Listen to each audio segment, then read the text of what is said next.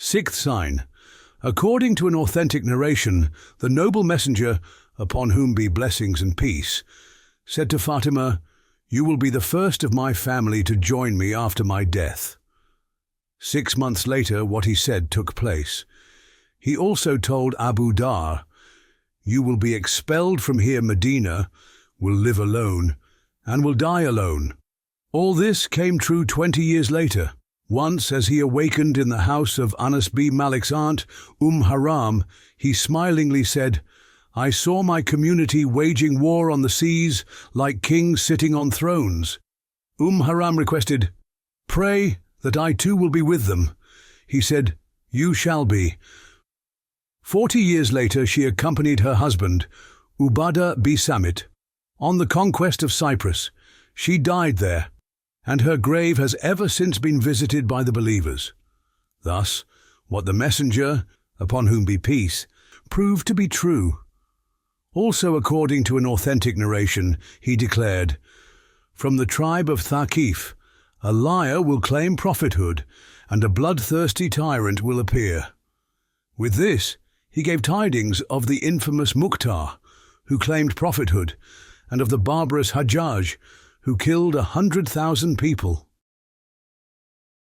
According to an authentic narration, he said, "Istanbul will be conquered, and blessed are the ruler and the troops that will conquer it." He thus gave tidings that Istanbul would be conquered by Muslim hands, and that Mehmed the Conqueror would attain a high spiritual rank. His prediction again proved to be true. He also said, according to an authentic narration, "Were religion to be hung on the Pleiades, men from Persia would reach up and lay hold of it," indicating that matchless scholars and saints like Abu Hanifa would emerge from Iran. In addition, he foretold Imam Shafi'i, saying, "A scholar from Quraysh who will fill all regions of the earth with learning." According to an authentic narration, he said, "My community will be divided into 73 sects, and only one among them will attain salvation." He was asked, "Who are they?" He replied, "Those who follow me and my companions," meaning the Sunnis, or al-Sunnah wal-Jama'ah. He also declared, "The Qadariya are the Magians of this community," foretelling the emergence of the predestinationist Qadariya sect, which would be divided into different branches and reject divine determining or destiny. He also foretold the defectors, Rafida, who would produce various offshoots. Again, according to an authentic narration, he said to Ali, "As was true of Jesus, 2 groups of people will perish on your account, one because of excessive love, the other because of excessive enmity." Christians, on account of their deep love for Jesus, transgressed the limits and called him, God forbid, the Son of God, while the Jews, because of their hostility, went to the other extreme by denying his message and virtue. Similarly, some will incur loss due to their exaggerated affection toward you. For them is the insulting name of Rafida, and certain others will be excessively hostile to you. They are the Kharijites, and the extremist partisans of the Umayyads, who will be called Nasiba. It may be asked here, love for the prophets, upon whom be peace, family, is a command of the Quran and was greatly encouraged by him. The affection of the Shia may therefore serve as an excuse for them, since deep affection may be likened to intoxication. Why then can the Shia, especially the Rafida, not benefit from their love? And why is their love described by the Prophet, upon whom be peace, as transgression? The answer: love is of 2 kinds. The first is to love something or someone for the meaning it or he signifies. This means to love Ali, Hassan, Hussein, and the Prophet's family in the name of God and of his messenger, upon whom be blessings and peace. This kind of love augments love of the messenger, upon whom be peace, and becomes a means to love God Almighty. Thus, it is permissible, and its excess is not harmful or aggressive, nor does it call for reproach and hostility towards others. The second kind of love takes the means as the object. It is to love something or someone for itself or himself. In it, one does not think of the messenger, upon whom be peace, but devotes one's love to Ali on account of his bravery, and to Hassan and Hussein on account of their greatness and lofty qualities, no matter if one knows the messenger, upon whom be peace, or recognizes God. This love does not lead to love for God and his messenger, upon whom be peace. Besides, when excessive, it results in censure of others and enmity towards them. It was on account of this kind of love that such people held aloof from Abu Bakr and Umar and fell into loss. Their negative love, indeed, is the source of misfortune. According to an authentic narration, God's most noble messenger, upon whom be blessings and peace, declared, "When Persian and Roman girls serve you, then calamity and misfortune will be with you, and your struggles will be between yourselves, with the wicked preying on the virtuous." After 30 years, his predictions came true. Again, according to an authentic narration, he declared, "The fortress of Khaybar will be conquered at Ali's hand." As a miracle of his prophethood, and beyond all expectation, the following day, Ali ripped off the gate of the fortress of Khaybar, used it as a shield, and seized the fortress. When he threw it aside after the conquest, 8 strong men, or according to another version, 40, tried to lift it, but could not do so. The noble messenger, upon whom be blessings and peace, also predicted the battle of Siffin between Ali and Muawiyah, saying, "The hour shall not come until 2 parties with a single claim fight each other." He also declared that a group of rebels would kill Ammar. When Ammar was killed at the Battle of Siffin, Ali cited this as a proof that Muawiyah's followers were rebellious, but Muawiyah interpreted it differently, and also Amr Biyal, as said, "The rebels are murderers, not all of us." The noble messenger, upon whom be peace, also said, "As long as Umar is alive, no sedition will erupt among you." And so it happened. Before accepting faith, Sa'al bi Amr was once captured in a battle. Umar said to the God's messenger, upon whom be peace, "Allow me to pull out his teeth," for he, with his eloquent speech, incited the idolatrous Quraysh to wage war against us. God's messenger, upon whom be peace, replied, "It may be that he will assume a stance pleasing to you, O Umar." In fact, at the time of the Prophet's demise, which caused panic and agitation, Sa'al, with his well-known eloquence, calmed and comforted the companions in Mecca with an address, while in Medina, Abu Bakr, with his great firmness, was also giving a very important address to comfort the companions. Surprisingly, the 2 addresses resemble each other in regard to their wording. To Suraka, the Prophet, upon whom be peace, once said, "You will wear the 2 bracelets of Chosroes." Chosroes was wiped out during the caliphate of Umar. When Chosroes' jewelry arrived, Umar put the bracelets on Suraka, saying, "Praise be to God who took these off Chosroes and put them on Suraka." This confirmed the report of the Prophet, upon whom be peace. The noble messenger, upon whom be blessings and peace, also declared, "Once Chosroes the Persian has gone, there will be no other." So it turned out. He once said to Chosroes' envoy, "Chosroes has now been killed by his son Shuvya Parviz." Upon investigating and finding out that he had indeed been murdered at that very time, the envoy accepted Islam. The name of the envoy occurs in some narrations as Firuz. According to an authentic narration, the noble messenger, upon whom be peace, once mentioned a secret letter that Khatib bi Balta'i had sent to the Quraysh. He sent Ali and Miqdad to fetch it, saying, "There is a person at such and such a location, bearing such and such a letter. Take it and bring it here."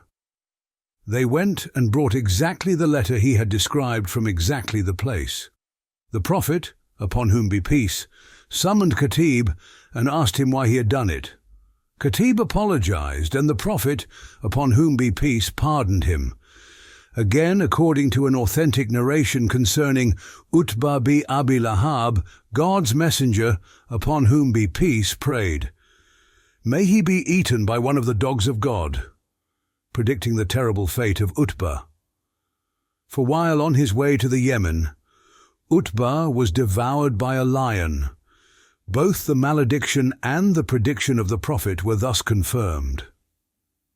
At the conquest of Mecca, as is also related in an authentic narration, Bilal al-Habashi went up onto the roof of the Kaaba and made the call to prayer, while Abu Sufyan, Atab bi Asid, and Harith bi Hisham, from among the leaders of the Quraysh, were sitting together nearby.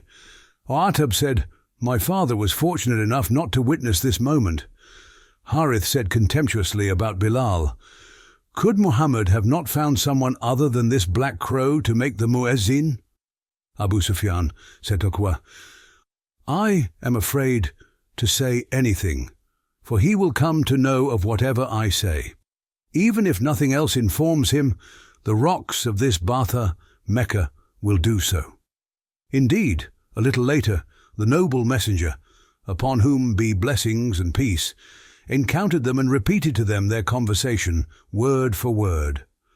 That very moment, Atab and Harith became Muslims. See, wretched denier, who does not recognize the messenger, upon whom be peace. Two stubborn leaders of the Quraysh came to believe on hearing this single report of his from the unseen. How corrupted your heart must be, for you hear about thousands of miracles having the certainty of consensus in meaning, like this one, and still you are not completely satisfied. However, to return to our subject, according to an authentic narration, Abbas was captured by the companions in the Battle of Badr. When he was asked for ransom, he said he did not have money. God's messenger, upon whom be blessings and peace, said to him, "You and your wife Fada'il hid that much money," he gave the exact amount, "in such and such a place." Abbas confirmed this, saying, "This was a secret known by only the two of us," and became a Muslim. Also, according to an authentic narration, a dangerous Jewish sorcerer named Labid once concocted a strong and effective spell to harass God's messenger, upon whom be peace. He wrapped hair and thread around a comb, bewitched it, and threw it into a well. The noble messenger, upon whom be peace, told his companions, including Ali, to go and bring the spell in the well, which they did, finding it exactly as described. As they unwrapped the hair, the messengers, upon whom be peace, discomfort lessened. Again, according to an authentic narration, the noble messenger, upon whom be peace, once gave the news of the awesome fate of an apostate to a group that included such important persons as Abu Huraira and Hudayfa, saying, "One of you will enter the fire with a tooth bigger than Mount Uhud." Abu Huraira related, "I was afraid, as later only 2 remained from that group, one of which was me. Finally, the other man was killed in the Battle of Yamama as one of the followers of Musaylima. The truth of the prophets, upon whom be peace, prediction was thus confirmed. It is related through an authentic chain of reports that Umayyah and Safwan, before they became Muslims, once decided to kill the most noble messenger, upon whom be blessings and peace, for a handsome reward that had been offered them. When Umayyah arrived in Medina with this intention, the messenger, upon whom be peace, summoned him, and putting his hand on Umayyah's chest, told him about what he had planned with Safwan. Umayyah affirmed it and became a Muslim. Like those mentioned above, many predictions which the noble messenger, upon whom be blessings and peace, gave concerning the unseen have been recorded in the 6 best-known, authentic books of Hadith, together with the chains of the narrators. As for the occurrences related in this work, they are definite to the degree of consensus in meaning. being related in Bukhari and Muslim, which are accepted by the scholars as the most authentic sources after the Quran, and in the other collections like Tirmidhi, Nasa'i, Abu Dawud, Mustadrak al-Hakim, Musnad al-Ahmad, B. Hanbal, and Dalail al-Bayhaqi.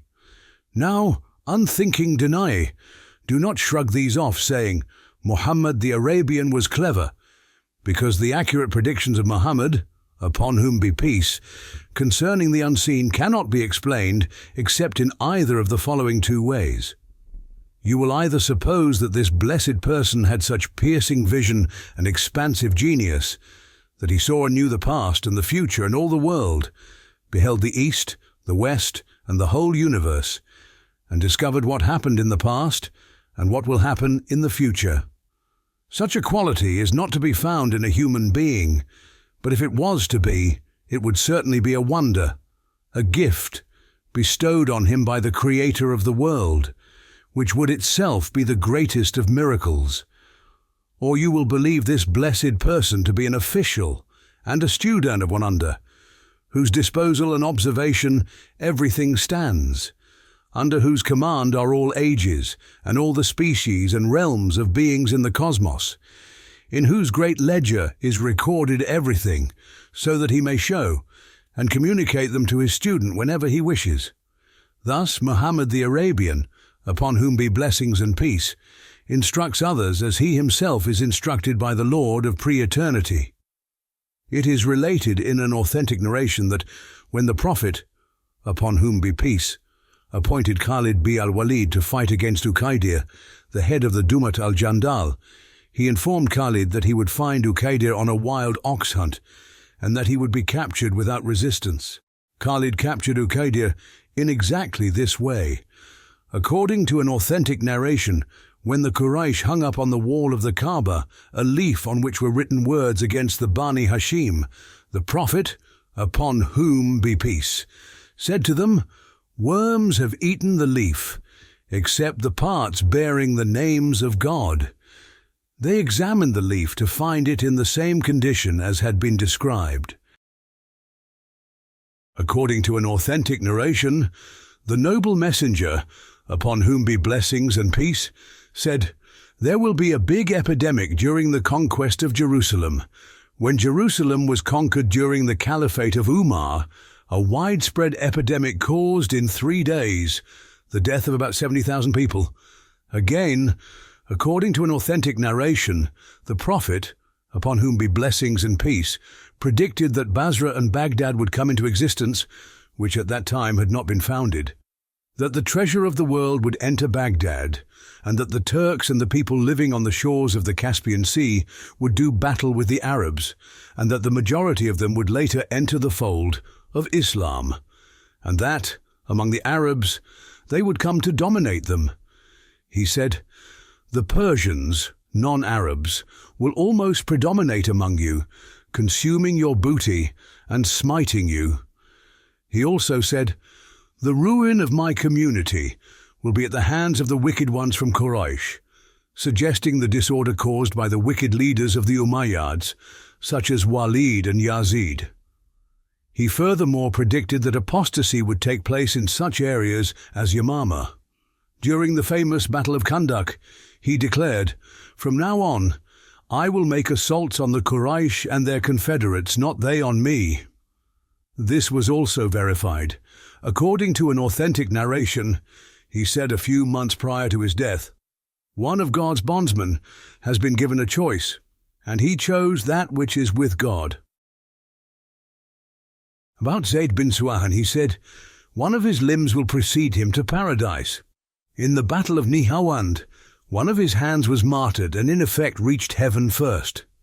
The incidents we have so far mentioned concerning predictions relating to the unseen comprise only 1 out of his 10 different kinds of miracle. Yet of this kind alone, we have not even mentioned 1/10. In addition to what is mentioned here, 4 general kinds of miracle concerning predictions of the unseen have been described briefly in the 25th word, which is about the miraculousness of the Quran. Now consider the kinds mentioned here together, with the four extensive sorts communicated from the unseen by the tongue of the Quran, you will see what conclusive, indisputable, sound, brilliant and firm proof of his messengership they form. Indeed, anyone whose heart and mind are not corrupted will of a surety believe that Muhammad, upon whom be blessings and peace, was the messenger of a glorious one, who is the creator of all things, the one all-knowing of the unseen, and received knowledge from him.